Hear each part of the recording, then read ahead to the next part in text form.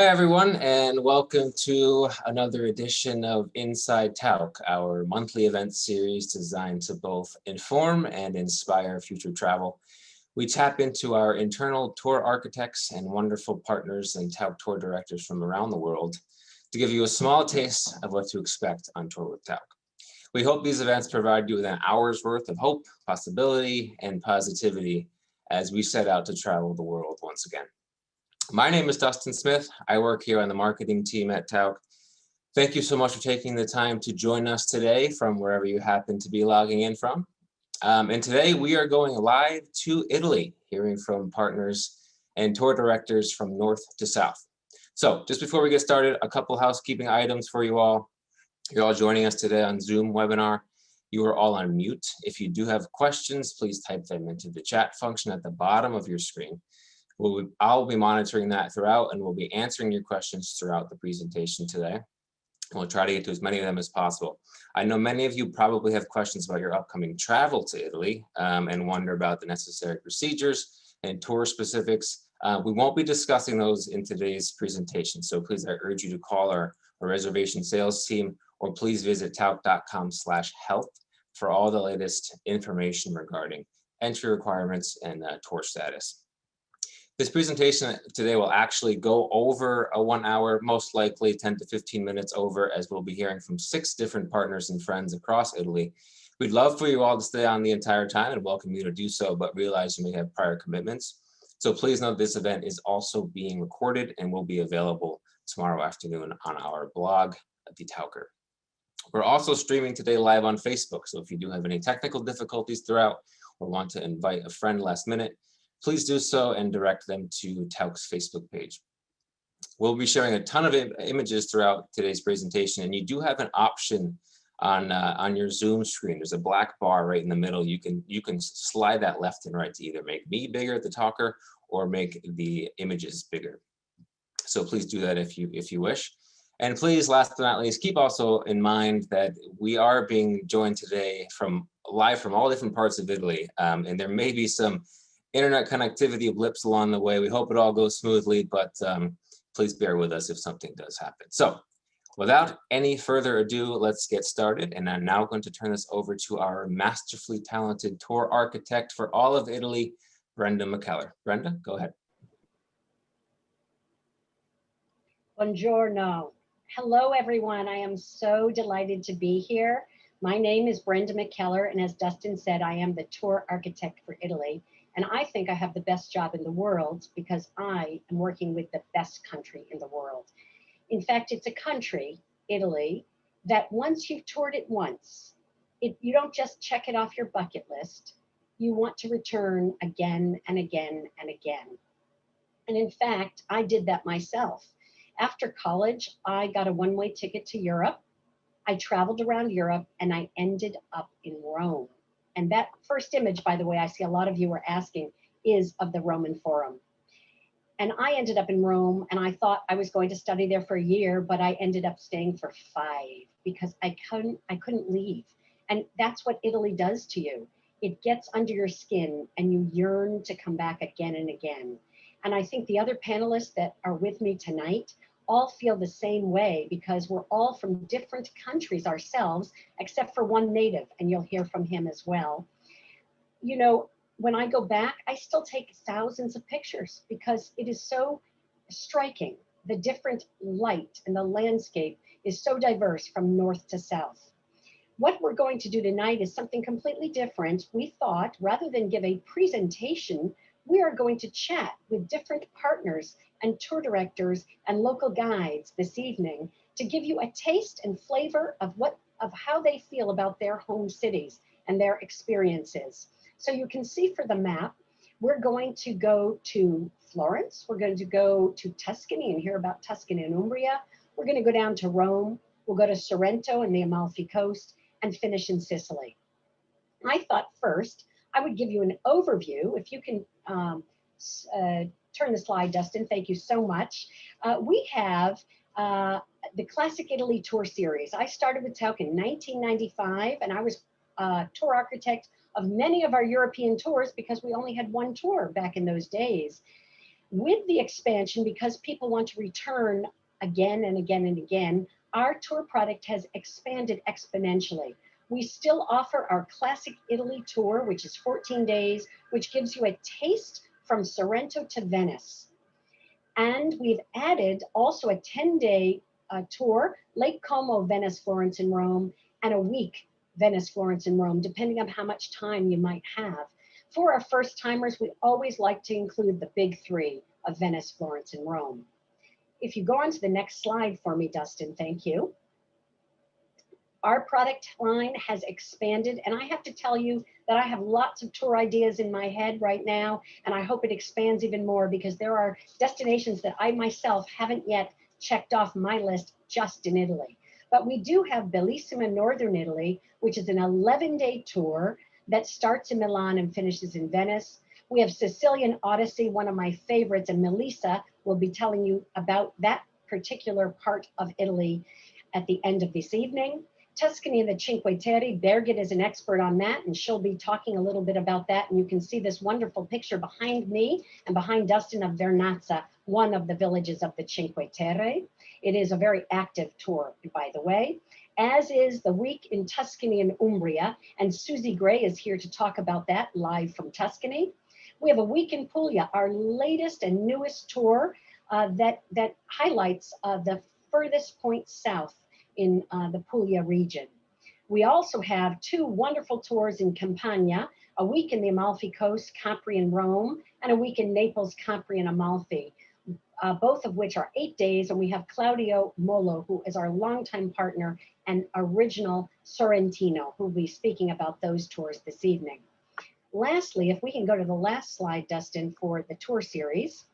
Thank you very much. We have two Bridges tours, our family division, multi-generational, Italia Bella, Rome to Venice, which includes Rome, Florence, and Venice, and also the Sweet Life, Rome and Sorrento. These are crafted specifically for families with a lot of history, but a lot of fun, interactive components, which families just adore. Lastly, if you go to this slide, back to our map, I want to again explain our evening. We're going to talk about different pockets of Italy, and we're going to do a live virtual conversation from Italy this evening, not a presentation. However, I would be remiss, as we don't have a speaker from Venice, I want to let you know that at the end of this presentation, Dustin is going to put up a link to several presentations, and our wonderful art historian, Elaine Ruffalo, did an Inside Tauck a few months ago, all on the history of Venice, and I encourage you all to watch that, and the link will be available to you at the end of this presentation and also on our website. And she does a wonderful job all about Venice. So Elaine Ruffalo will be our Venice representation. In Florence, Birgit Ensslin is our local guide and local art historian. We have Suzy Gray, as I mentioned, in Tuscany. Olga, our local Rome guide for all of our Bridges tours. Claudio Mollo, our longtime partner in Sorrento, and live from Taormina will be Melisa. And without further ado, I'd like to start off with Birgit Ensslin, an art lover through and through from the Renaissance city of Florence, Italy. Thank you. Hello, everybody. And look where I am. I am standing on the terrace of the Hotel Brunelleschi, right in the center of Florence. And guess what you get to see from there? A beautiful view of the Cathedral of Florence with Brunelleschi's dome. This is what we call in Italian, una vista mozzafiato, a breathtaking view. So this is one of the hotels that we're using on one of our tours. And then we have many others, the Minerva and the Lucchesi, which also have rooftop terraces from where you can see the city. My name is Birgit Ensslin. I have been a Tauck tour director since 1994.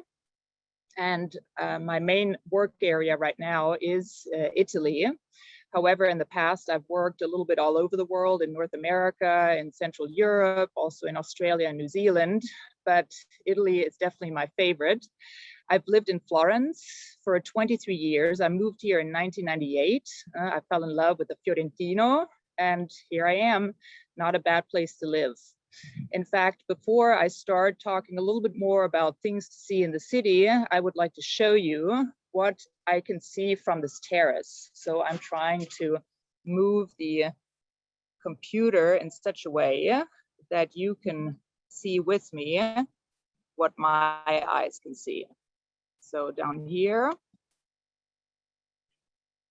you might be able to see the semicircular tower house, which is part of the Hotel Brunelleschi. Maybe some of you noticed that with the invitation, there was a film included about the tower houses of Florence, which also features this hotel and many more places in Florence.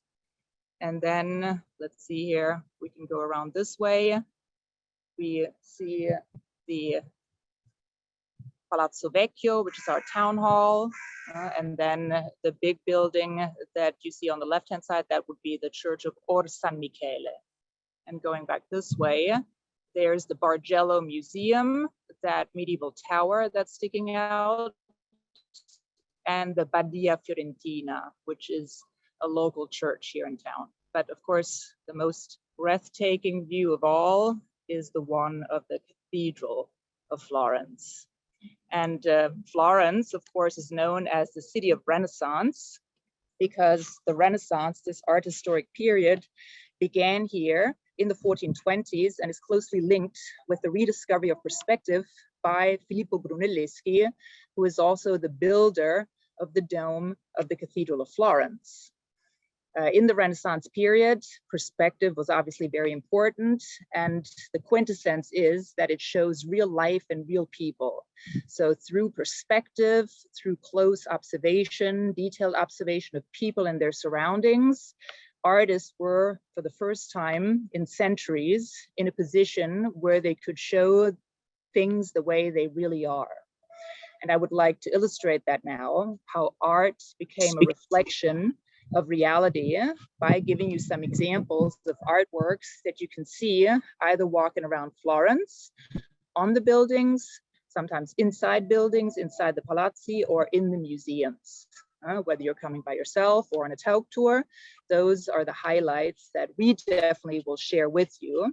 So one of them is the Gates of Paradise, which are doors that are part of the baptistry, where over the centuries, the famous Florentines like Dante and Botticelli were all baptized. That building is located right across from the Cathedral of Florence. And these gates are called the Gates of Paradise because Michelangelo said that these doors are so beautiful, they deserve to be the gates of paradise. And if Michelangelo said that, that was a rare thing. So he usually never pronounced any kind of good thing about something else that another artist had done. In this case, Lorenzo Ghiberti. And Lorenzo Ghiberti shows us on these doors 10 panels, which illustrate stories from the Old Testament. You can see on the right-hand side how I am showing to some of my guests the plate, the panel that shows Joshua, who is walking around Jericho, bringing it down by the Israelites blowing into horns and trumpets. Another wonderful thing to see is, and next slide, please, Dustin, the Uffizi Gallery. In the Uffizi Gallery, one of the great galleries in Italy, actually in the world, where you find paintings by Giotto, by Botticelli, Leonardo, by Michelangelo. There's a painting by Leonardo da Vinci, which shows the Annunciation, the moment when the Archangel Gabriel announces to Mary that she's going to be the mother of Jesus Christ. And one of the things that happened in the Renaissance period was that artists were very much influenced by their surroundings. So what they started doing was they would take biblical stories and then insert them into a Tuscan landscape, which you can very nicely see in this painting. In the background, there are the cypress trees, just like we see in the photograph. That's the area around Florence in that photograph on the right-hand side. And then going back to the painting, look to the background. Leonardo da Vinci took what Brunelleschi had rediscovered, perspective, a step further, and added aerial perspective. How do you show things that are further away? How do you make them look realistic? You give them a bluish tint and you make them lighter. very nicely to be seen in the photograph as well as in Leonardo's painting. Next slide, please. The epitome of the human spirit, which becomes so important in the Renaissance period, because humans start to discover, to rediscover perspective, for example. They invent the printing press, they start navigating. So the 1400s, when the Renaissance is taking place, is all about human beings. In fact, the philosophy that accompanies the Renaissance period is humanism. And the best way to illustrate that is to show you this marvelous statue by Michelangelo, David. He made the statue between 1501 and 1504, and it shows David in the moment when he's getting ready to pull out the slingshot from under him, whirl it around in the air, and throw the stone against Goliath, whom he will kill, and that way he liberates his own people, the Israelites, from the attacking Philistines. And look at the body of David, how the diaphragm is pulled up, how you can see the muscles, how tense they are. The gaze is so focused, the eyebrows are furrowed to the extent where you as a spectator feel like you want to go back because you're afraid that David is going to attack you. That's how well Michelangelo gets the emotion across to us. Next slide. Last but not least, in the Renaissance period, which extends from approximately 1420 to the early 1500s, another thing that became important was being influenced by what the Greeks and the Romans had done. So Michelangelo, for example, was influenced by Greek sculpture. Architects like Brunelleschi were influenced by Roman architecture. They went down to Rome, they studied the ruins there, columns, capitals on top of the columns, round arches, which they saw at the Colosseum, started using those elements again in their architecture. And in this particular case, Brunelleschi was influenced by the Pantheon, which Olga is going to talk a little bit more about in a minute in the Rome talk. So influences from the old times, therefore Renaissance, rebirths of what in this case the Romans had already done to some extent. Brunelleschi creates this dome in record time from 1420 to 1436. And to this day, it is the largest brick dome ever built. And it's there, still standing. And I can almost touch it where I'm standing. That's fantastic, Birgit. I mean, it's amazing where you are. Amazing. Can I ask you, and I see your love of Florence is so deep, as is mine. Can I ask you, what is your favorite thing that you like showing off to your Tauck guests when you're in Florence? Yes, of course. Of course, we all have a favorite thing that we like to show off. And like Brenda said, I do work as a local guide as well in the city of Florence, and I work on a couple of tour itineraries by Tauck. One of them is the Tuscany and Cinque Terre tour. And on the Tuscany and Cinque Terre tour, we take our guests in the early morning, well, around 8-ish, into the Church of the Holy Cross, Santa Croce, on a private visit before the church opens to the public. And while the guests are sitting down in the benches, the light is shining through the stained glass windows, the church is filled with warmth, and I can talk about 700 years of history in terms of the medieval building in the Gothic style, the religious significance of Santa Croce, which is the largest Franciscan church in the world, and also the fact that it is a little bit like a history book, because inside there are several tombs of famous personalities. For example, Michelangelo is buried inside Santa Croce, and we can see the memorial on the slide here on the right. Then others are Galileo Galilei. He's got his tomb inside Santa Croce. Machiavelli, who is a political scientist who wrote The Prince. He is buried inside Santa Croce. And last but not least, there's Gioacchino Rossini, the famous opera composer, who also has his tomb inside Santa Croce. So it's like going through Italian history by talking about these famous personalities. Thank you, Birgit. That was wonderful. Just a couple quick questions for you. Can you re-say the name of the hotel that you're standing at? Yes. So the hotel where I'm at right now is the Hotel Brunelleschi, named after the builder of the dome of the Cathedral of Florence, because it literally is just a stone's throw away.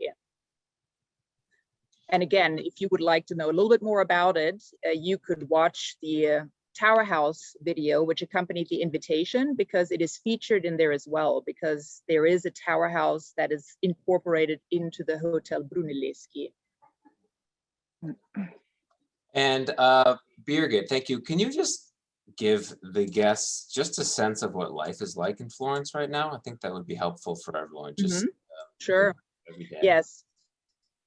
So life in Florence right now has pretty much gone back to somewhat of normalcy. I want to phrase it in a modest way, in the sense that while we're outside, we're walking around, we don't have to wear masks. You do wear masks when you go inside buildings and museums. Also, there are restrictions as to how many people, how large a group can go into a museum.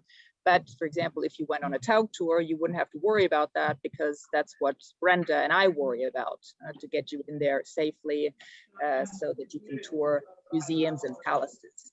But we're eating in the restaurants, we're eating outside, we're eating inside, all that is re-permitted again. So it feels almost normal. Great. Thank you, Birgit. Thank you. Thank you for that presentation of Florence. We got Brenda back. Brenda dropped for a minute, but Brenda's back, and then we'll continue now. Wonderful. I thank you so much, Birgit. I love that visit too. And if we go to the next slide, I am delighted. Sorry, we are all live and we are all in different parts of Italy. So forgive us if we have any internet issues, but I am delighted to pass you on to Suzy Gray, who is a Tauck director and is an expert on our Tuscany and Umbria tour. And she is live from our first night hotel. Here you go. Thank Suzy. you. Thank you. Thank you, Brenda. I'm so happy to be with you all. So yes, my name is Suzy Gray. And as you can probably hear, I'm British. I grew up in Scotland. So how did I end up in Tuscany? Well, back in 1980 something, I decided I wanted to learn Italian. So I came over to Florence, and within a week, I'd already met my future husband, Salvatore. He had a nice little restaurant wine bar, and he's still a very good cook, let's say. So 4 boys later, and almost 40 years later, I'm still living here with the same husband and living in our Tuscan farmhouse. We have donkeys, olives, chickens. You could say I'm living under the Tuscan sun. So life's pretty good here. And as Brenda said, yes, I run the week's tour in Tuscany and Umbria. I'm actually sitting on the terrace of our beautiful Hotel Villa La Massa. This, as you can see in the background, I'll stand up in a minute and show you around. This was a 15th century summer residence for an aristocratic Florentine family, and it's right here on the Arno. And this is where we spend the first 2 nights of our tour. And I'm sitting on the terrace where I'm usually welcoming our guests for our wonderful aperitivo and welcome cocktail. So I'm just gonna, try and stand up and just show you around very slowly. It has the most beautiful grounds. And then can you see there, the Arno is right behind me. This is an amazing view of the Arno. Those of you who know Florence, you've seen it from the Ponte Vecchio, but we are just a little bit further down. So this is Villa La Massa, I must say, one of my favorite hotels. So, just sit down again. So what I love about this tour is that we visit towns that are off the beaten track. You know, Umbria is still pretty unknown compared to, let's say, its more famous cousin, Tuscany. And it's actually the only landlocked region in Italy, and it's known as the green heart of Italy because it is so green and lush. So I know many people know Rome, Florence, and Venice, of course, but how many people know the towns of Gubbio, Arezzo, Narni? These are all beautiful little villages, hilltop towns that we visit as part of our tour, each one unique and fascinating. So as we heard from Birgit, we have a lot of incredible culture, but I'm sure you'll also agree. Sorry, I'm hearing I should move. Sorry, the sun has just come through now and I can see people are saying, okay, is that better, everybody? Okay, so as I said, Birgit talked about the culture, but as I'm sure you all know, Italy has some of the best food in the world. So we're gonna talk a little bit about foods here. So here we go. Let's have a look at this first picture. Oh my goodness. This is in Gubbio. This is one of the highlights, I think, of this tour. When we're in Gubbio, we drive out into the countryside to a beautiful little restaurant. And we sit down for a typical light Italian lunch of 4 courses with wine.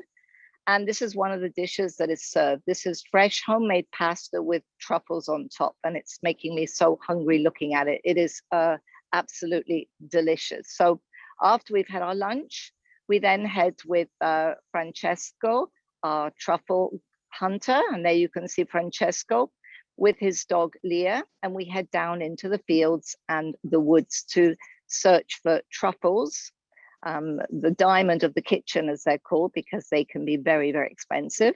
And this is Leah, his beautiful dog. She's 13 years of age.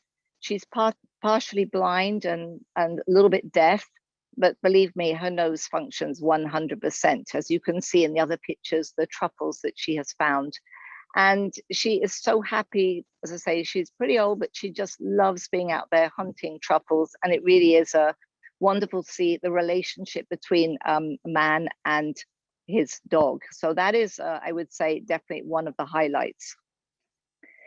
Then another thing that we do in Gubbio, here we are. Let's move on. This is myself with 2 of my other colleagues who run this tour, Sophia and Giovanni, and with our incredible driver, Michele, who has to be one of the best drivers I've ever met. Some of our guests christened him the teddy bear because he's just this round ball of fun. He's a lovely, lovely person. So I came up to Gubbio. It was actually, I was my week off to meet my colleagues because they have a most incredible festival in Gubbio every May. It's called the Festa delle Ceri. The Ceri are, it's the festival of the candles. Now, here we are in the main square, and I don't know if you can get an idea of the thousands of people are there. This is basically a race. So we have 3 different saints, and we have 3 teams each carrying a 13-foot wooden pole that weighs 800 pounds each. Here we are, we can see one of them there. So not only is it pretty heavy, they then have to race up the side of a mountain, a 2.5-mile race up the side of a mountain. But the thing is, the patron saint of Gubbio always wins. Ubaldo, the patron saint, always comes first. So it's a bit of a, should we say, a little bit rigged. Poor George and Antonio and Anthony have no say in this. So Ubaldo always wins the race. But it's something so unique and quite amazing to see. And the locals just get into it for months before and after. And of course, the celebrations before and after are incredible. The whole town is just one big party, which of course in Italy involves a lot of good food and a lot of wine. So that is, I think Gubbio and being in the town is a very unique experience. And then we have another highlight of the tour, which is when we go, here we are, to the Lungarotti winery. Now, we don't just go visit the winery, we actually have lunch sitting in the middle of the vineyards. We are there in this beautiful countryside. You can see how spectacular it is. And we sit at these long wooden tables and family style, and food is served, and it is a really wonderful experience. The Lungarotti family been making excellent wines for a long time now. So this is, I would say, another of my favorite moments on this tour. And there we are having a little cheers at the end. And we don't always have the George Clooney lookalike on our tour, but he was pretty nice anyway. So anyway, these are just some of the highlights of this tour that I wanted to share with you. And I hope maybe I'll see some of you sometime soon. So thank you, Brenda. Thank you very much, Suzy. I want to be there in that vineyard, and it's making me Yeah. very hungry too for those truffles. One of my favorite tours, and so glad that you were able to tell us more about it because it is so unique. Dustin, if we go back to the map, let's continue on our live virtual tour. And I would love to introduce our good friend Olga, who is direct from Rome, the Eternal City, who I worked with very closely on a Roman holiday event, but now does all of our family bridges touring in Rome. On to you, Olga, to talk about one of our favorite cities. Yes, hello Brenda, hello everyone. So I'm the one with a strange last name because I come from Croatia originally. Some of you may be familiar with the beautiful town of Dubrovnik, and that's where I started working as a tour guide first. I was only 18. So I could say I've been a tour guide all my whole life. With a little break in the 90s when I moved to Italy, I didn't feel comfortable enough with all of this history and such a wealth of layers. You know, eventually we all ended up calling Rome like a huge lasagna.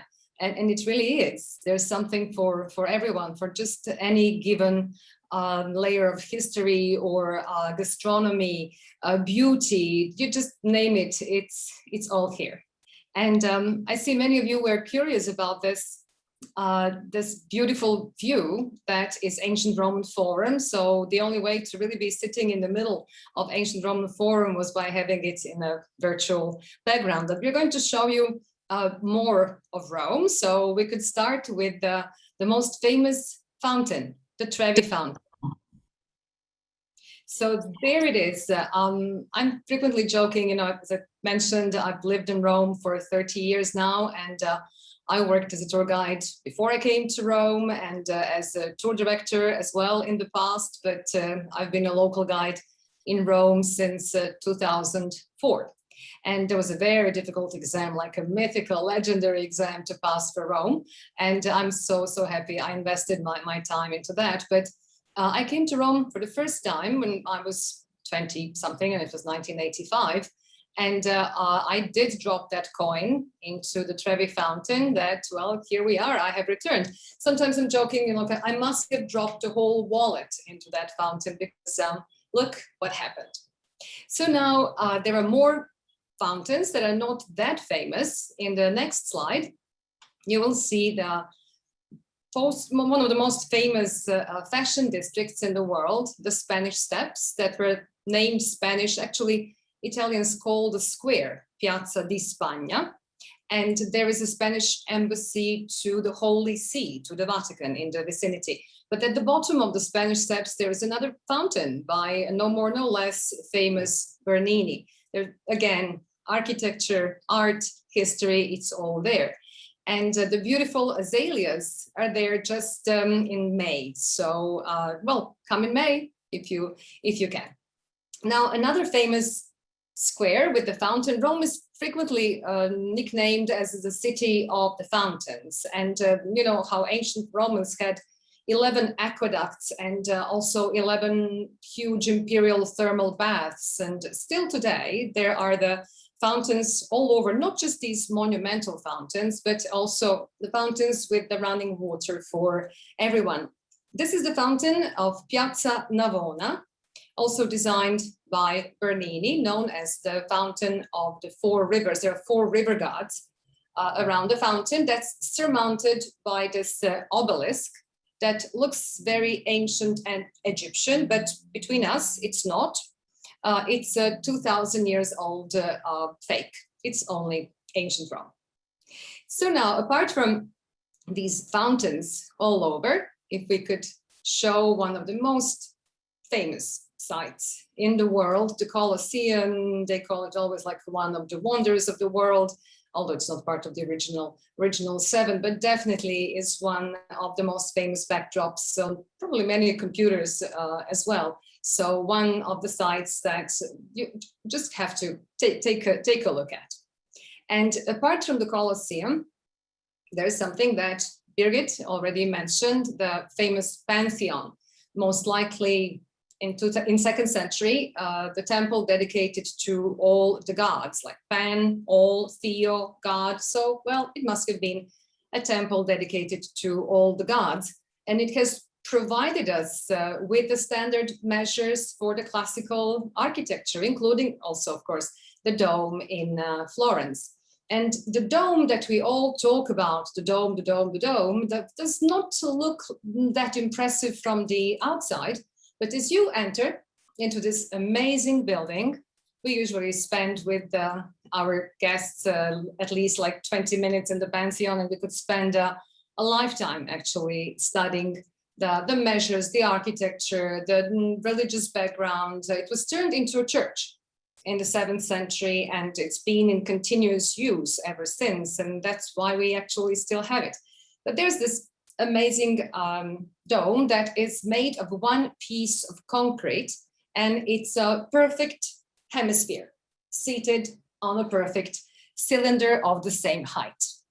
But there's so much more to say about the Pantheon, and our time is limited. So off we go to the next slide. I mentioned the fountains. Yes, this is one of the nazzoni. Nazzone is like a big nose, and you really learn how to drink from those fountains if you live in Rome, or if you are from Rome, obviously, because it looks puzzling. Like, what do I do now? Do I go all the way down and catch the water? No, there's a secret. And we teach these little secrets to our clients as we walk through the streets of Rome. There's a little hole just for you, again, just between us. Now, walking through Rome, yes, there was a hole. Now, walking through Rome, you may run into absolutely stunning views, and this is Castel Sant'Angelo. And Castel Sant'Angelo, if you ask me, when was this built? Well, we would have to sit down and have a cup of coffee or a glass of wine. So I would take you through the whole story, because it was built in the 2nd century, and then in the Middle Ages, and then in the 1500s, and then in the modern times. So there's plenty of history, and it is now a museum. And the bridge that was originally built in the 2nd century was embellished by the beautiful angels by, again, Bernini. We talk a lot about Bernini when we are in Rome. Then, living in Rome, you don't really have these possibilities that we have as visitors. I'm talking actually about you, who I hope to see coming to Rome. These are the famous Raphael's rooms at the Vatican museums. And if you just would like to know why is this so special, this is an old photo that I took during one of our evening tours. Just Google Vatican Museums crowds, and you will see what I mean. To be at the Vatican museums, to be able to see these extraordinary works of art, this is the famous Raphael's School of Athens, is absolutely unique, and Tauck has that opportunity. So we do stop here in front of Raphael's School of Athens, but most importantly, we go to the Sistine Chapel. Now, I always say, I'm so glad Michelangelo lived such a long life, and he gave us so much. In the Sistine Chapel, he spent first 4 years in his 30s to paint the ceiling, and then 5 years to paint this Last Judgment fresco that we see frontally.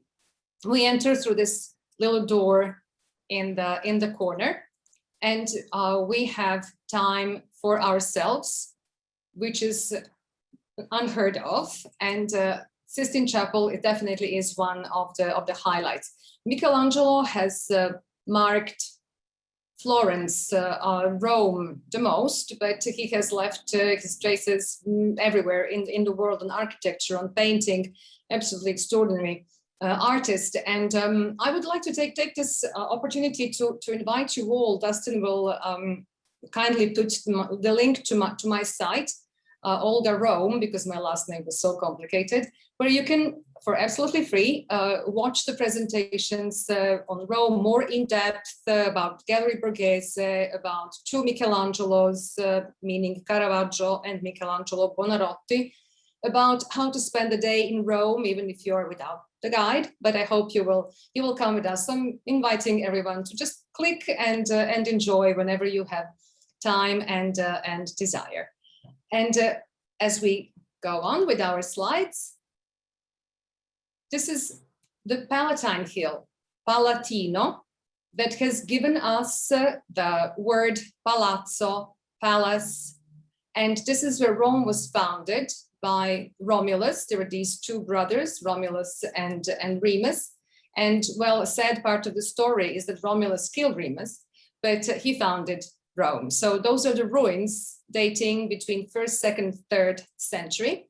And the big empty space is the Circus Maximus, where the chariot races used to take place. Of course, we mentioned also many famous movies in Rome, including the one with, well, Charlton Heston. Now, Rome has a hugging capacity for everyone, but the next slide will be something that we all love so much. And Brenda, who is, well, my boss and my friend, took this picture several years ago. We were enjoying a simple, delicious slice of pizza right behind the Pantheon. Right, Brenda. And thank you so much. Thank you. Olga, thank you so much for that taste of Rome. I cannot wait to return and have a pizza with you again with a glass of wine. Oh, absolutely. And I agree. I think one of our most incredible experiences is to visit the Sistine Chapel after hours without the crowds. The last time I toured with you and I had the chills, and I've been there 30 times. So it still gives me such pleasure. So thank you very much. Dustin, if we can go on to our map, thanks so much. Dustin, if we can go on to our map, we have 2 more partners waiting for us.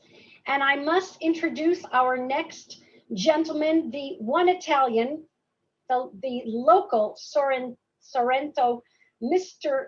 Claudio Mollo, who I have known since we started in Italy, and a wealth of knowledge and a true partner. Claudio, over to you in Sorrento. Buongiorno. My name is Claudio Mollo. I was born in Italy and I still live in Italy. Italy South, in the Bay of Naples. I'm the co-founder of Syrian Tours, and we have been collaborating with Tauck since 1991, 30 years ago, in the supply of ground services. We are based in Sorrento in the Gulf of Naples. We all know this is an unprecedented situation. What I can tell you is what I perceive by observing the region where I live and listening to all those involved in the incoming sector, the museum, people, the archaeological sites, the transportation, the guides, the restaurants, and the hotels. What I can tell you, ladies and gentlemen, is that we are all vaccinated and we all with the Green Pass. The Gulf of Naples and all of Italy in general has always had the vocation of hospitality. And I would say now more than ever, there is a great desire in everyone to do well in making your stay as comfortable and safe as possible. I would like to show you a few pictures about the few itineraries that we operate in this part of the world, ladies and gentlemen. As I said, we started 30 years ago, and we were actually providing land arrangements for the first tour coming from Rome. After that, year after year, with Brenda, they have built other itineraries, and now we have 5 itineraries in total here in the Bay of Naples, in between Naples City, Capri, Sorrento, the Amalfi Coast in Amalfi, and visiting the surrounding that I will show you in a moment. Plus, Brenda has designed another great itinerary in Puglia, which is actually on the eastern side of the Italian coast. And after that, now we operate services as well for a very special small boat cruise in Sardinia and Cagliari with Le Belot. We start at the end of August. So we are actually taking care of quite a few itineraries. What you can see on this picture, ladies and gentlemen, is the city of Naples. Actually, the view here on the left-hand side is of Mount Vesuvius volcano. The Vesuvius volcano, it's actually, we call it His Majesty, because none of us actually can imagine the Bay of Naples without this mountain. So when we actually look every morning at the Vesuvius, he's there, he's quiet, he's looking after us, and we don't feel actually that the Vesuvius will awake again. So it's a certain, you see, insurance that we have looking at this mountain. The picture that you can see here on the left-hand side is the picture taken from the hotel you will stay in Naples, and the Hotel Vesuvius is called. And the island with the castle that you see here, the Castel dell'Ovo, imagine that this place 2,000 years ago was a huge palace residence belonging to one of the wealthiest Roman that was living in the Bay of Naples. His name was Lucullus, the man who made of the cooking on an art. In the Bay of Naples, actually, with the city of Pompeii, Herculaneum, Octavian, Tercinio, Oplontis, Moregine, and many, many other Roman cities still there in the Bay of Naples, we have the opportunity to dig out important palaces of the most wealthy people that they were living here. And why they were living here? They were living here because the emperor were living here. The emperor chose to stay on the Isle of Capri. And the first emperor that was living in Capri was Caesar Augustus Octavian. He decided to take the Isle of Capri for himself. And from that moment on, the Isle of Capri became an imperial estate.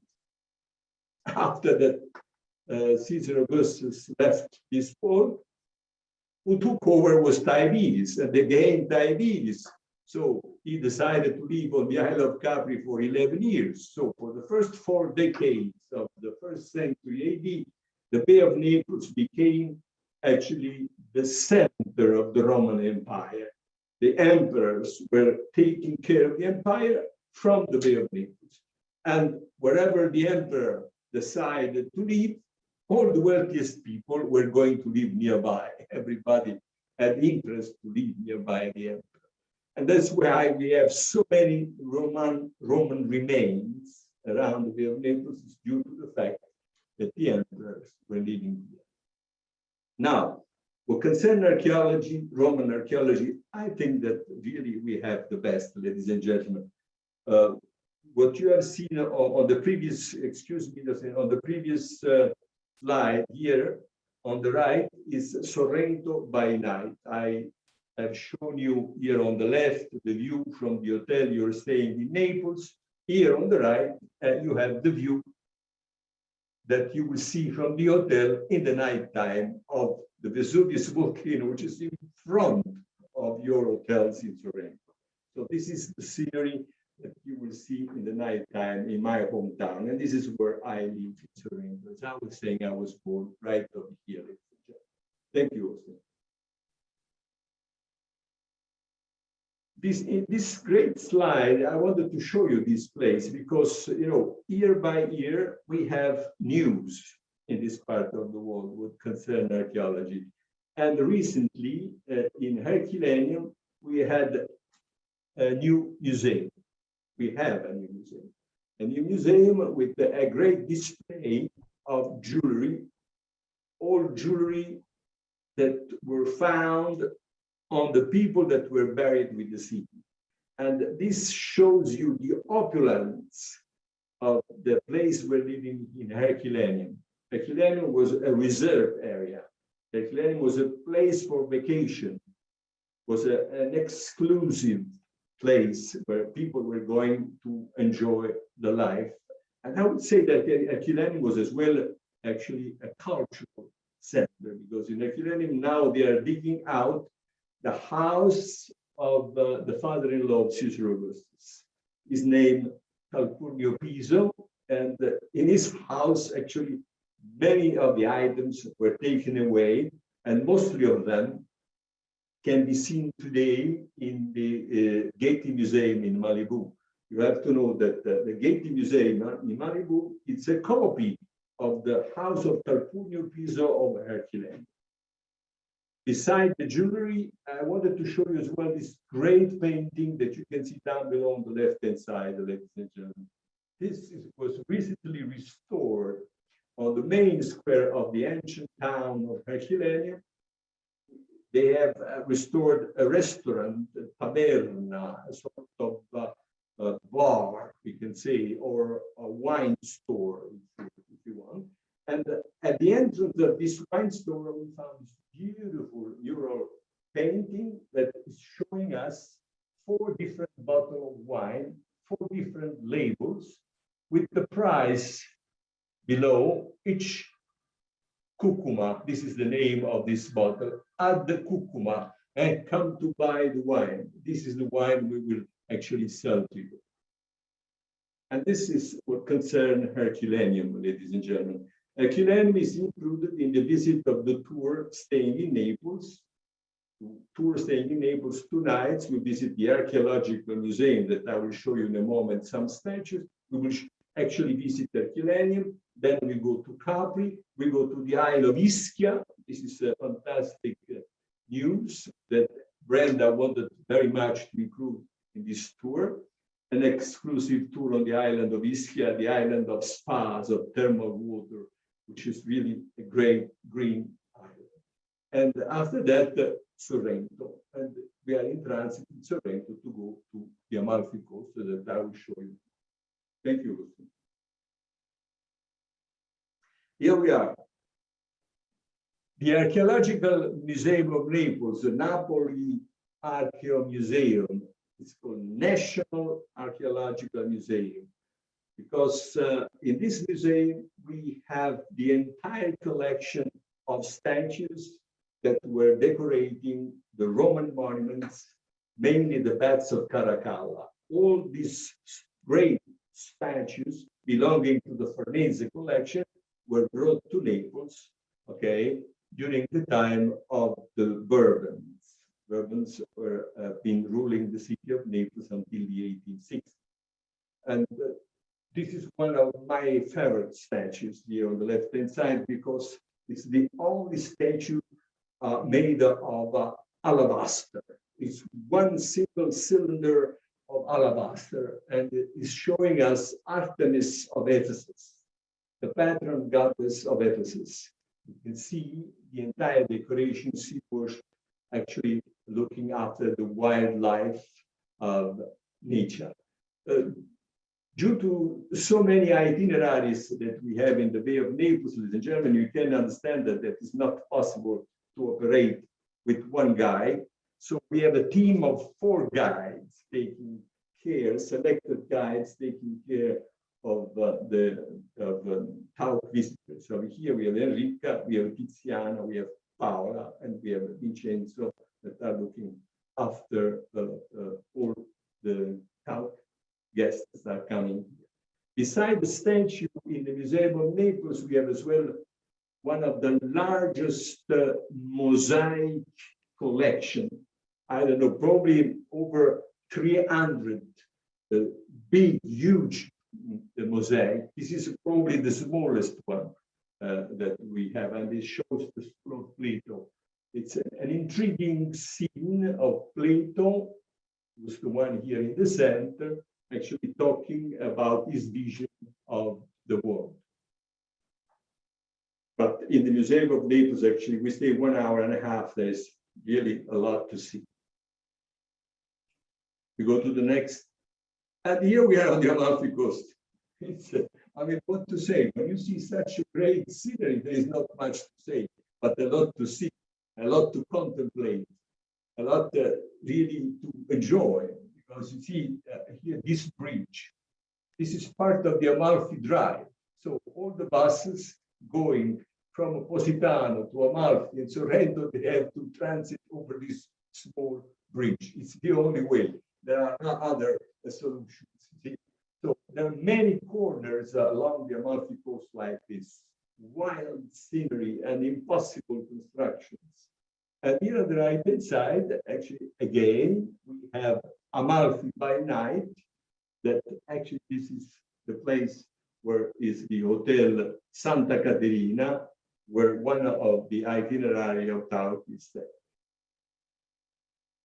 We go to the next, and here something new about Pompeii, ladies and gentlemen. You see, Pompeii, it's a place that it's magic to everybody that is interested in art, in archaeology, and in the style of the Roman life. But Pompeii is totally different from Herculaneum. While Herculaneum is a residential area, over there we have wealthy people who are there staying in a cozier atmosphere. You can say here in Pompeii, everything is totally the opposite. It's an extremely chaotic city of the Roman time, of the 1st century AD, and chaotic, noisy, a commercial place, thousands of shops, bars, restaurants, entertainment of any kind you can imagine. And so the city was not destroyed, as many people believe. Pompeii, as Herculaneum and other Roman cities and houses around the Bay of Naples, they were buried. First, we had a tremendous earthquake in 62 AD, and that was the end of the story of the Roman time in the Bay of Naples, because after the earthquake, everybody left the Bay of Naples, especially the wealthy people. They decided to leave our bay. And 17 years later, we had the eruption of the Vesuvius volcano. And again, in 3 days and 3 nights of eruption, 22 feet of volcanic material raining over the Roman cities, they were totally canceled from the surface of the world. I mean, they were all buried beneath all this volcanic material.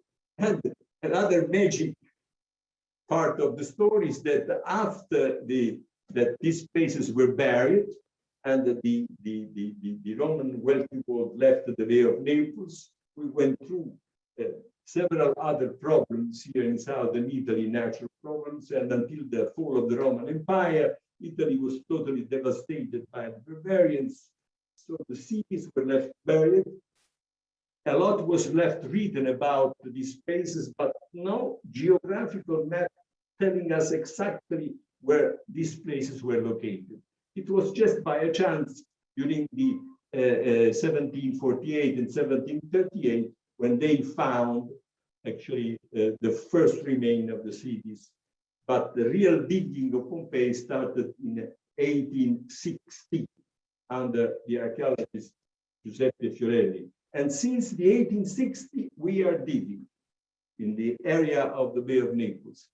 The point is that the area is so large and so incredibly interesting that people, to bring to the light a room like this takes years, because you have to take material, volcanic material away, you have to restore, you need a really tremendous amount of money. And recently we have this new mural painting that was restored in Pompeii, ladies and gentlemen, as you can see on the left-hand side. It's a hunting scene in the house they chain. And why I have this picture of this mural painting on the left? Because this is included in the new itinerary. When you will come here, you will see this painting. As you will see this newly restored room of the public path of Pompeii. We go to the next, please.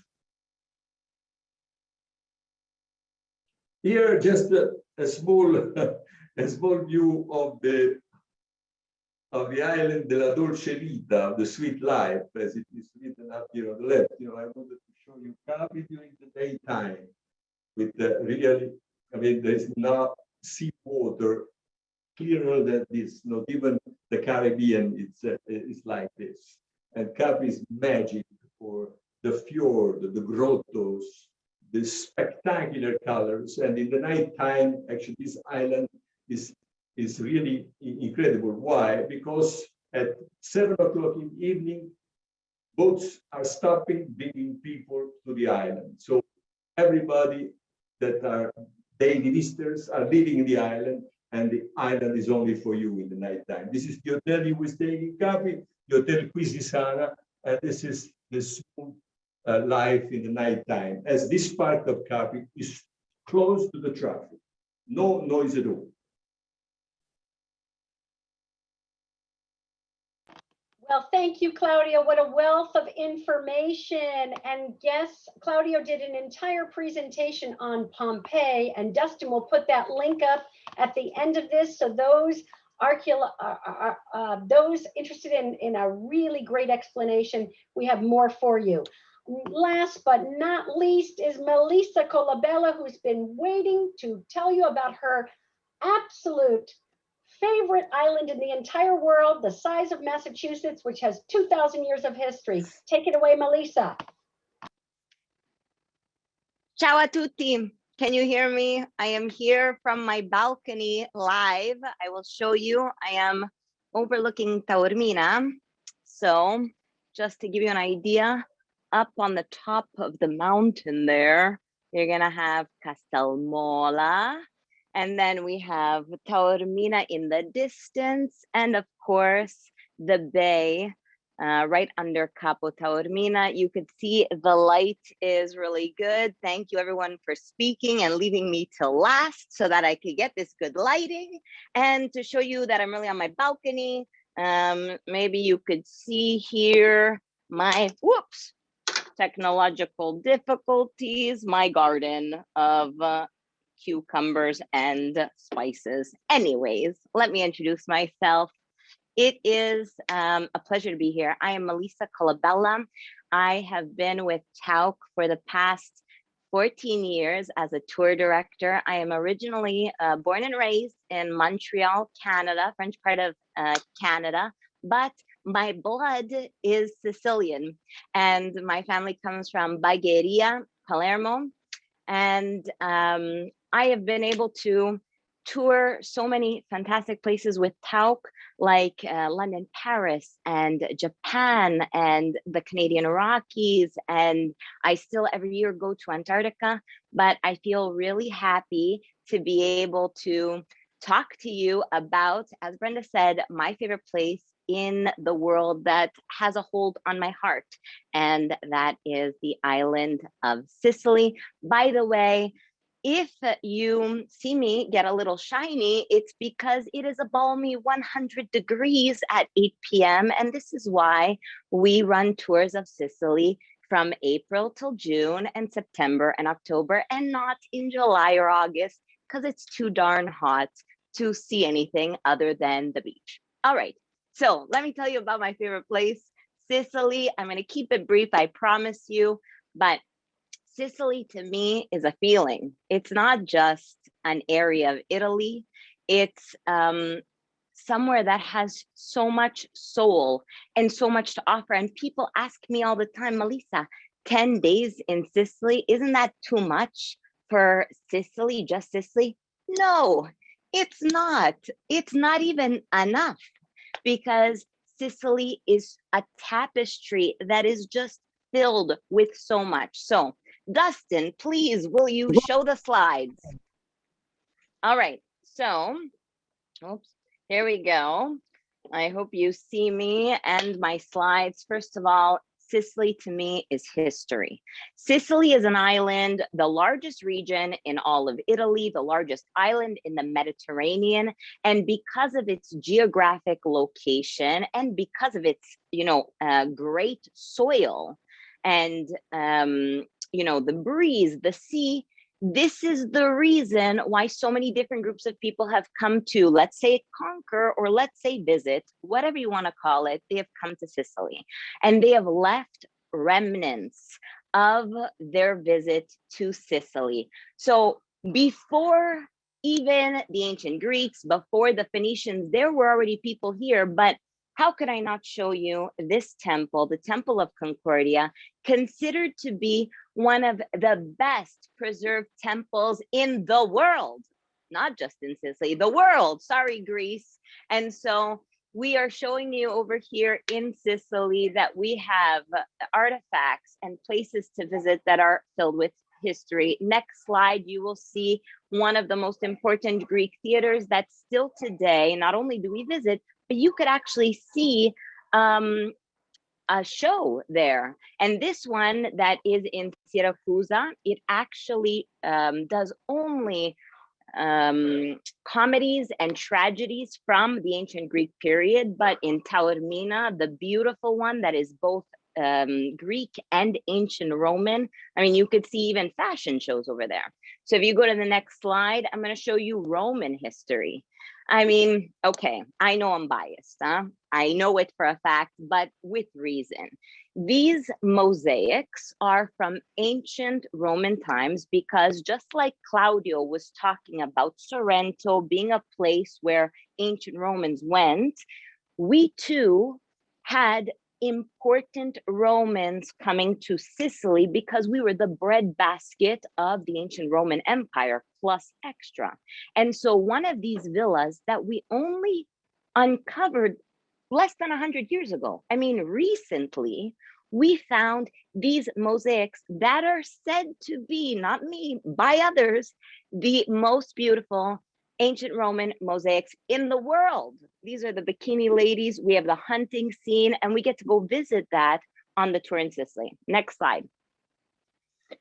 Here you have modern history. I mean, how many of us have gone to Normandy to go to the beaches? Well, over here in Sicily, we had Operation Husky. 1943, we had Americans, Brits, Canadians all come here to liberate the island of Sicily and to attack the Axis power. And still today, when you're driving along Sicily, you see bunkers and pillboxes like this strewn about the countryside. And this tunnel over here is visitable. We don't do it as a group, but it's in our first town, Ortigia, which some people get there early to explore. This is one of the things you could explore 5 minutes away from your hotel, the tunnels where many Sicilians actually bunkered down in and, you know, hid from the bombings that took place. So history that goes over 2,000 years. I didn't even talk about Norman history, Arabic history, Spanish history. I mean,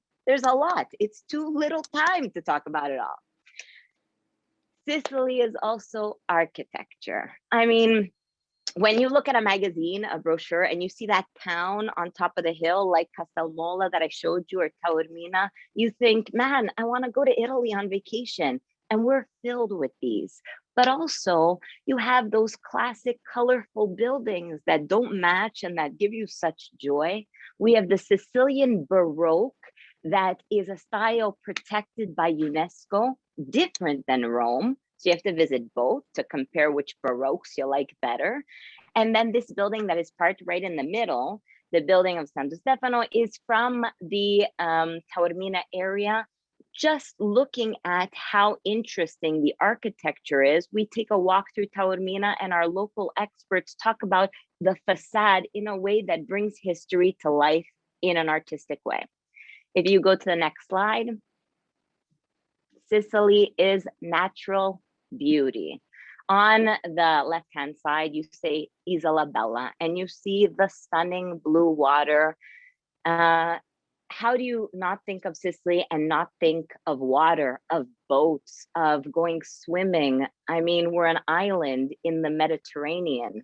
But what many people don't know, and luckily you get to experience with us, is that Sicily has rolling hills and greenery that rivals, I'm sorry, Birgit and Suzy, but Tuscany. We rival you because it's so rich in agriculture.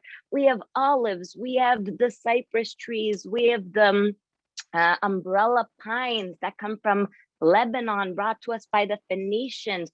We have the grain that I was telling you about it. And again, all linked to history. So on our tours, Or if you come to Sicily, you get to see both the beautiful blue and the rich interior.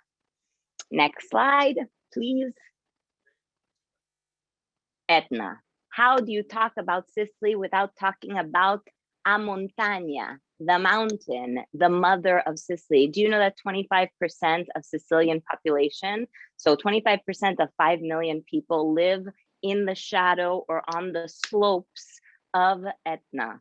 Etna can be covered in snow because it is the tallest mountain south of the Alps. So you could be in a t-shirt at our winery right there on the right-hand side while you're seeing Etna covered in snow. And you could be in Taormina sipping on a glass of wine from your balcony, watching Etna erupt because she is the most active, well, one of the most active volcanoes in the world, but the most active volcano in Europe. And let me tell you, on a personal note, very active in recent times, so much so that this balcony I'm on has been cleaned by me many times because of the volcanic ash that is constantly covering my balcony and other parts, because she is just really raging in a safe way. So you don't have to worry, it's gorgeous. And then Sicily, like Italy, is food. No, perfect, Dustin, thank you. I mean, when you come to Sicily, you have to think that we're filled with markets, and not markets that are well organized, chaotic markets that remind you of our Phoenicians and Arabic culture that came through, that remind you of bazaars in Morocco or Turkey, and you see these gorgeous fruits that were brought here by all the different cultures that came to Sicily. So you have blood oranges, you have pomegranates, you have prickly pears. I mean, go to the next slide. We'll leave the fruits behind and we'll go towards olives, stuffed artichokes, cheese and salamis. By the way, I need to tell you that except for that olive picture, which my closest friend took while on vacation with me in Sicily, I have taken all these pictures. So they're all personal memories for me while we're going through our tours. Like, these are all real moments of what you would experience being in Sicily. And you could eat all these things, you know, if they're in season, because we're all about seasonality. And then if you slide over next, you're gonna see the pièce de résistance of Sicilian cuisine. Oh yes, dessert. There's cappuccino, which we only drink in the morning, but still you could have it whenever you want. And look at that froth, that crema, it's delicious. And in the center, I mean, come on, who comes to Sicily and doesn't try the cannoli here? No one. At least if you're on my tour, you're not allowed coming here and not trying a cannolo. 1 cannolo, 2 cannoli. You'll learn more on tour. And then in Sicily, we're known, obviously, like in Italy, for our gelato, but also we have granita, and both those things are eaten with brioche bun. We like our sugar with carbs. We don't like just sugar by itself. This is the original ice cream sandwich. We invented it. I'm sorry, but that's Sicilian right there. So this is the food that takes place in Sicily. But my absolute favorite thing of the tours in Sicily are the people. And these are a few pictures of some people that we've met along the way. As you can see, in my town, actually, of Palermo, there is the butcher shop, the men just taking time to chat. We have the fishmonger that was taken just a few months ago. You see the mask on because they're taking all the precautionary measures, and he was at the market. And if you look to the next slide, you'll see us on tour. Some of my guests on the right-hand side, we came across a table of gentlemen playing briscola, Italian cards, and we just stopped and we started talking to them. They don't speak any English, but they're so exuberant and welcoming that they just welcomed our guests to play cards with them. The men sitting on the stoop, just solving the world's problems. I mean, this is what Sicily is about. It's that leisurely, no rush pace. And if you go to the next slide, you will see, talking about no rush. One day we were just driving along and we had a traffic jam. It was a sheep traffic jam. And I don't know about you, but where I'm from in Montreal, I don't usually get to see sheep traffic jams ever. So we were late that day. I don't remember where we were going. For sure we were late. No one cared though. Why? Because we were surrounded by sheep and shepherds just walking along the highway practically. It was a beautiful moment of Italian life, Sicilian style. So that's it for me, Brenda, unless you have any questions for me. Melisa, I want to go back. I've been lucky enough to travel with you several times, and I cannot tell you there is even more to Sicily than what Melisa has said. Melisa, just share with us one last thing. What is your very favorite thing that you love to do with our guests on tour? Okay, I have a picture for this. All right, so backstory, okay, very brief. There is the town of Ortigia. And in the town of Ortigia, where we actually start our tour, my favorite square, my favorite piazza exists. I mean, it's my favorite in all of Italy. I know those are big words, but I'm saying them out loud with sureness because it's the best. For me, I want to get married there. It's the best. And there we have one of our good friends and suppliers, the Barone Beneventano del Bosco. I mean, you could hear it in his name. He is un personaggio, he's a character. And he has a house overlooking that stunning square. And we go there every tour.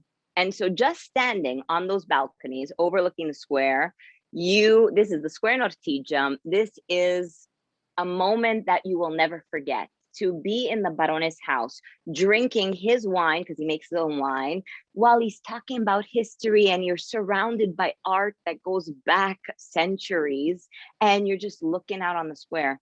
But in this particular picture, there was one of the festivals. And of course, you know, in Sicily, we do things big, like really big.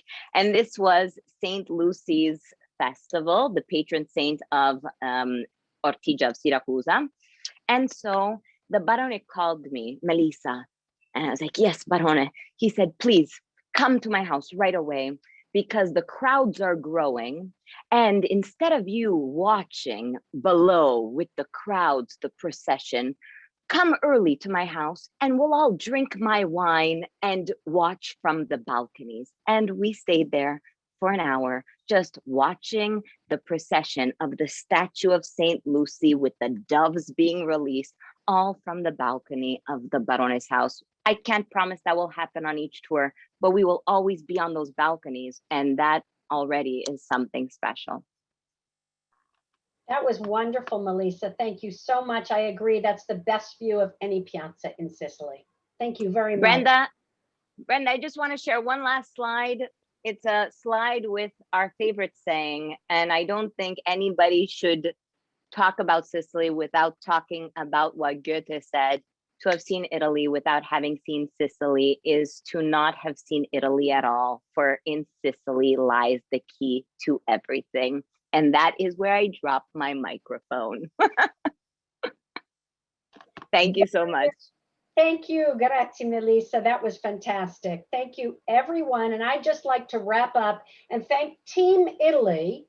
I think we have the best team, and we're all so enthusiastic about this country.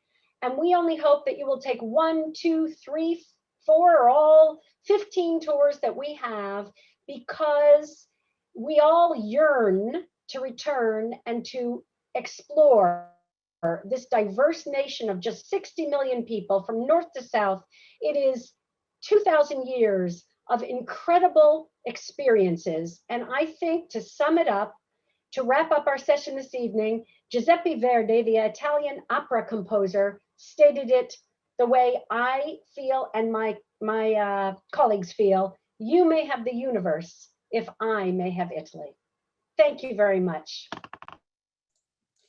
Thank you, Brenda. Thank you, everyone out there for joining. Thank you, Claudio. Thank you, Olga. Thank you, Melisa. Thank you, Suzy. And thank you, Birgit, for that wonderful presentation and your enthusiasm for Italy. It's definitely shined through for me, and I know for many of the guests, they are writing in and they can't wait to either go on their tour that they're booked on, thank you, or travel with us in the future, or at least go to Italy. So speaking of tours, I just wanted to bring up this chart again. We have 12 tour options to Italy, as Brenda mentioned earlier on. Here they are listed out again. If you want to see everything Italy, please go to tauck.com/Italy. You'll see all of these tours on there, and you can pick and choose which one is right for you.